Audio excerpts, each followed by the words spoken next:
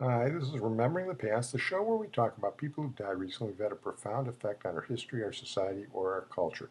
And tonight we're going to start out with Newhouse, who died recently at the age of 89. And his death is one of those ironic coincidences because we recently did the podcast for Lillian Ross, who wrote for The New Yorker, and Hugh Hefner, who published a magazine, while Newhouse published The New Yorker, among many other publications. Newhouse was reported to be the 132nd richest man in the world, went to Horace Mann Prep School where he was classmates and friends with Roy Cohn, then he dropped out of Syracuse. Here's what the Washington Post had to say about him. The chairman of Conde Nast since 1975, Newhouse as he was known, bought and remade The New Yorker and Details magazines and revived Vanity Fair. Other magazines in the Conde Nast stable included Vogue, Wired, Glamour, W, GQ, and Self. Before selling the Random House book publishing empire, Mr. Newhouse spotted a magazine profile about a rising young real estate mogul and was inspired to commission the first book of a future president, Donald Trump's The Art of the Deal. Mr. Newhouse brought in buzz-obsessed Britons Anna Wintour and Tina Brown as editors, who became celebrities in their own right, while abruptly firing staff members who fell from his graces. Grace Mirabella learned that she was being axed as editor-in-chief of Vogue in June 1988 when her husband saw the news on television. Conde Nast, under Mr. Newhouse, was famously extravagant, paying editors huge salaries, throwing lavish parties, and rarely sticking to budgets if budgets existed at all. The company's expense accounts were legendary, with dresses flown from Paris to New York on the Concorde and elephants brought in for fashion shoots. "There's no place on earth like this," Vanity Fair editor Graydon Carter told New York Magazine in 2009. "There's no place where you're given the resources you need to do what you want to do and also given complete freedom to do it." Conde Nast focused on glossy titles that helped set the nation's taste, reach millions of aspirational readers, and appeal to upscale advertisers. "Our magazines represent a certain tone and audience," Mr. Newhouse told the New York Times in a rare interview in 1988. He said that the company that his father bought in 1959 for $5 million was following in the tradition of its founder, Conde Montrose Nast. "It was that initial orientation of Conde Nast," Mr. Newhouse said. "He invented the form of the specialized magazine. He didn't want a large audience. He wanted one in which everyone counted. But the company has struggled in recent years with the advertising meltdown. Since 2007, it has closed Gourmet, Cookie, Modern Bride, Elegant Bride, House and Garden, Jane, Men's Vogue, Portfolio, Domino, and Golf for women. The ambitious business magazine Portfolio shuttered in 2009, just 2 years after its launch, burning through an estimated $100 million. I don't know. Can't say I'm a big Newhouse fan considering what he helped do to the New Yorker. Well, by way of introducing our feature tonight, there's this.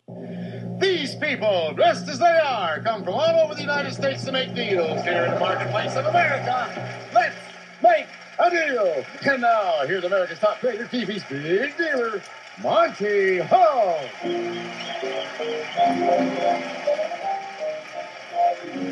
Thank you. Thank you very much. Thank you and welcome. Special group we got here today. Big audience down here at Let's Make a Deal. We welcome you all and thank you so much for coming. This is the place where it's all going to happen. It's going to happen in the next few minutes, too.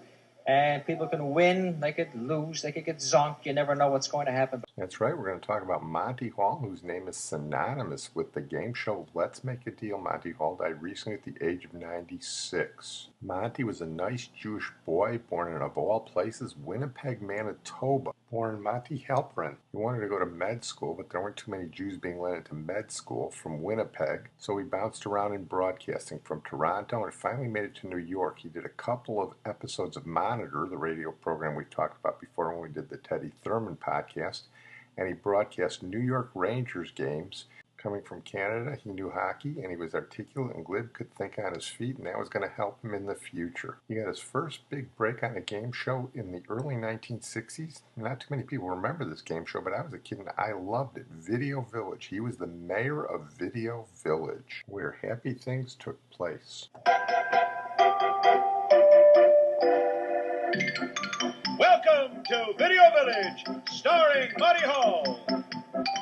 And now, to guide you through the highways and byways of Video Village, here is His Honor, Mayor Monty Hall.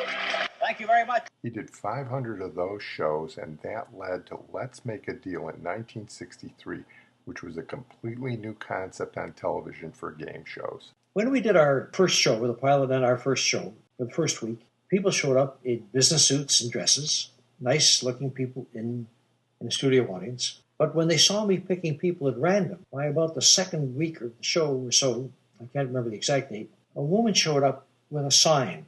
And on the sign it said, I remember it like today, roses are red, violets are blue, I came here to deal with you. So I stopped and I read the poem, and I picked her. Well, the next week everybody had a sign. Everybody saw this, and they saw, well, the way to get on the show was to carry signs, they thought. So they made signs. Then somebody else had a funny hat. Then came costumes. Now we have Phyllis Diller look-alike, so we got Tarzan, and we got sailors, and all these various things showing up, and they're all in outside the studio. 300-400 people coming to see the show, and they're all dressed in costumes. So NBC calls us in and says, what are you going to do about this? And we said, do about what? Well, people showing up in costumes. And we said, well, I don't think we'll do anything. This is pictorial. This is television. It lends quite a flavor to the show. And indeed we did. We never picked them for what costumes they were wearing, because then it would become a costume contest. Because we even picked people who didn't have costumes on, as you know, on the show. We just picked anybody at random. People showed up. They came. You had to wait 3 years for tickets on that show at one point. 3-year wait for tickets. Well, it was a clever show, and it was colorful, and it was entertaining.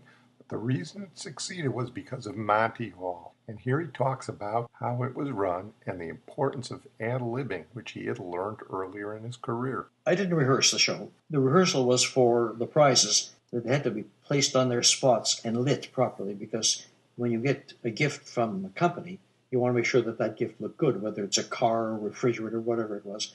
So the rehearsal was held during the daytime for the crew, for the director, to be able to place all the prizes behind the doors, in the boxes, so on, in proper order. So I didn't have to rehearse the show. But I would come in, and I would take a look at the script. And there were 3 deals, and the quickies, and the big deal. And I take a look at this. This is a 3-person deal. Pass the wallets, okay. This one was price the things right, okay. And I knew the deal's cold, so I said, fine. I didn't have to know what was behind the door or something.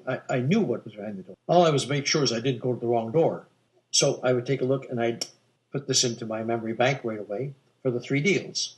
After one deal, there's a commercial, so I'd go back, and Hank Koval would be there, and he'd take money out of my pockets and put fresh money in, just that I had enough to do the deals with. He said, there's 3 wallets here, they're coded, and so you know which wallet you're going to use first, whether it's red, white, and blue, or red, green, and blue, so you know which wallet to use first in this deal. Don't want to pull the wrong one with the wrong amount of money out of it. And he would tell me that, and I'd go and do the second deal, and I'd do that 3 times. The quickies were, of course, things that we'd written on cards and in my mind and so on that I could ask for. And the big deal, I also knew what was behind. And the order, because we had, I knew what order to ask for the doors. 312, 213, 123, and that was also something we talked about between the last deal and during the commercial.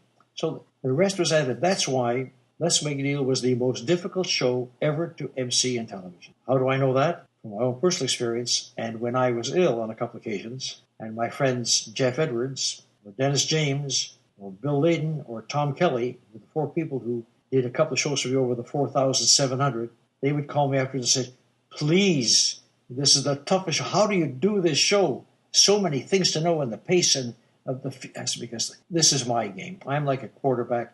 I know the plays. I've played in it. This is my field. This is my area. I was a play-by-play announcer.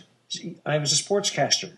I keep the tempo going and be able to ad-lib. I always prided myself on being a very good ad-lib. Where do we go on this show when we want a definitive reference? Well, just as we did with Hugh Hefner, we go to Felix and Oscar, Tony Randall and Jack Klugman. One of the best episodes of The Odd Couple on television was when they went on Let's Make a Deal with Monty Hall and dressed up as a horse. And Oscar utters one of my favorite lines in television history. What are you, Jacques Cousteau? Here it is. There was a microwave. I always wanted it. Oh, you blew it.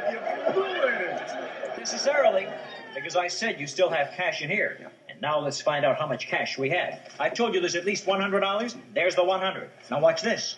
200, 300, 400, 500, 600, 700, 800. You have the $800. maybe you'd be interested in trading the $800 for one of our 3 curtains, because the big deal today is worth over $5,000. Yes. The yeses have it 2-1. You decide what curtain you want, and I'll see if I can find somebody else to trade away what they already have. What's up? Don't get greedy. Take the money. What is $800 compared to $5,000? I feel lucky. Felix, we're liable to lose everything. Listen to me. If I'd listened to you, we wouldn't be in this swell horses outfit. Right now, this gentleman right back here is going to trade in his refrigerator freezer for curtain number 3. What curtain do you want? That means I can have number 1 and number 2. That's right. Okay, I'll take that. Number. Come on, take a number. Well, I'll go for book with number 2. go for broke. A very adequate choice of words. Because behind curtain number 2, we have 20 cases of canned squid. Canned squid? Maybe there's a mistake. Maybe that was the wrong curtain. Canned squid? But wait a moment. You'll notice this beautiful young lady has just brought forth 1 can of canned squid. And on this can, there's a little note. And in the note, there's a message. And what could that message be? This is the big one. This is the big one. It'll be a trip to Europe. All right, now, do you want to keep your squid and the message that's contained herein? Mm-hmm. But if you don't, I'll give you back your $800 and a $200 bonus, and then you'll have $1,000 in cash. What do you want to do? Keep the squid. Who are you, Jacques Cousteau? No, keep the squid. This is a trick. We'll take the money. The money. Yes. You're not going to take the squid? No. All right, you have the $1,000, right? Yes. Okay, here is your $1,000. Yes. Now I'm going to show you what you turn down when you turn down the squid. The message says, are you ready for this? Yes. If you'd have kept the squid, I would have owed you 1 more can of squid. We did it!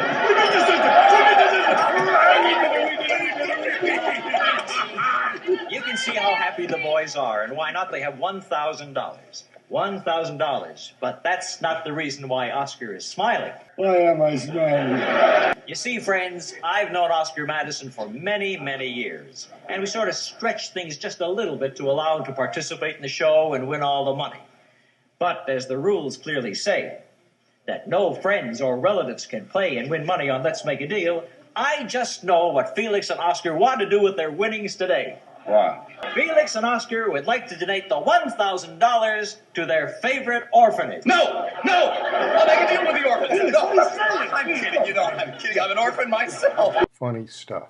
Well, when we talk about Monty Hall, we also have to talk about the Monty Hall problem, a famous problem created by Let's Make a Deal. I wrote a letter in the New York Times about it many years, so we're definitely going to talk about it now. If you have 3 doors to choose for the big prize, and you choose door number 1, Monty then shows you that the big prize is not behind door number 2. Should you change your door number 1 for door number 3? Respected mathematicians and columnists have felt that it doesn't matter because there's a 50-50 chance between door number 1 and door number 3, but that's mistaken. Once Monty shows you that the big prize is not behind door number 2, you should definitely change your door for door number 3. Your door had a 1 in 3 chance of being taken, so the other 2 doors have a 2 in 3 chance of having the big prize, and Monty knows that it's not behind door number 2, so he shows you that one deliberately. A lot of people don't understand that explanation because a 1 in 3 chance is pretty close to a 1 in 2 chance, but take a deck of cards, ask someone to choose a card face down, and if it's the ace of spades, they'll win the big prize. Then you look at the rest of the deck like Monty Hall, knowing what's behind the door, and show them 50 cards that are not the ace of spades, and you keep 1 card to yourself. Would you trade the card you picked for the card that I have? Of course, because your card has a 1 in 52 chance of being the ace of spades, and my card has a 51 in 52 chance of being the ace of spades because I showed you 50 cards that it's not. The rule is, with the Monty Hall problem, always change what you picked for what Monty keeps behind the other door. Well, I'm going to close on that note. I want to thank my producer and IT genius, Sid Tepps. And as our closing tribute to Monty Hall, we're going to play a song he sang on another episode of The Odd Couple, where he was rehearsing with Felix's group, the Sophisticados, and he aced out Felix to sing it on his show. Needless to say, Felix was not happy. Gentlemen, I'd like to introduce you to a song that I just dug up, and I think it suits me so well, I'm going to use it for my closing theme every week. Now, 1, 2. Stumbling all around, stumbling all around, stumbling all around, so funny. Stumbling here and there, stumbling everywhere, and I'm unaware. I stepped right on her toe, and when she took my note, I fell, and when I rose, I felt ashamed. She said, stop, Mom. So you are some. I like it just a little bit, quite a little bit. I'm a hippie.